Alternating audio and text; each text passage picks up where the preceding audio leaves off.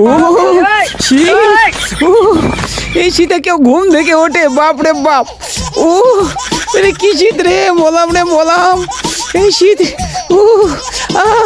2 ঘন্টা ধরে ডাকছি, উঠলো 12টার সময়, তা আবার কম্বল মুড়ি দিয়ে এসে বসলো। যা গোসল করে নিয়ে যা, যত সব।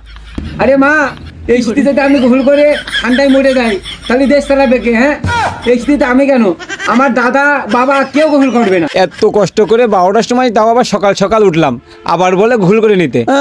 আমার মনে হচ্ছে ভূতে গিলাইছে। ওরে যা রে যা, গোসল করিয়ে নে। তোর দাদা হলে এই শীতে 10 বার করে গোসল করতো, বুঝলি? আরে দাদি, আজ দাদা 3 বার করে শীতে গোসল করেছে বলেই পটল তুলেছে। তুমি কি চাও আমি এই শীতে গোসল করে পটল তুলি? না না না না, আমি কিন্তু গোসল করতে পারবো না, পারলে তোমরা করো।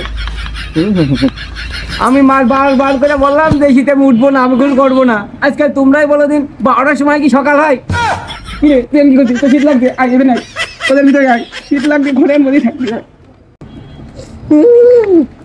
এই শীতে কি বাঁচা যায়? মা, আমি আর থাকছি না, আমি যে শুয়ে পড়ছি।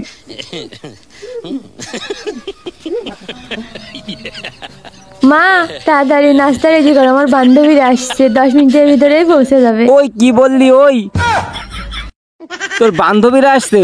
দাঁড়া, আমি এক্ষুনি যাচ্ছি গোসল করতে। আরে মা, সাবান সুতা শ্যাম্পু যা যা আছে সবকিছু নিয়ে আসো, আজকে আমি সবকিছু গোসল করবো। হাই রে, আমার ডার্লিং না আসতে বলে কথা।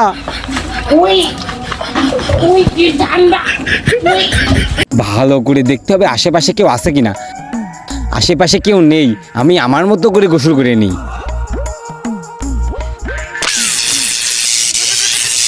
এ পানি নাকি 440 ভোল্টের কারেন্ট?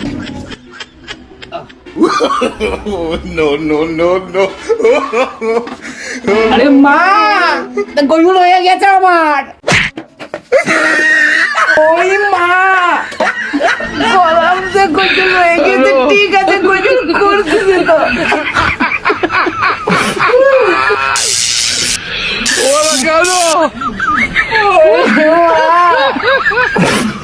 বিদায় বাংলাদেশ, বিদায় পৃথিবী।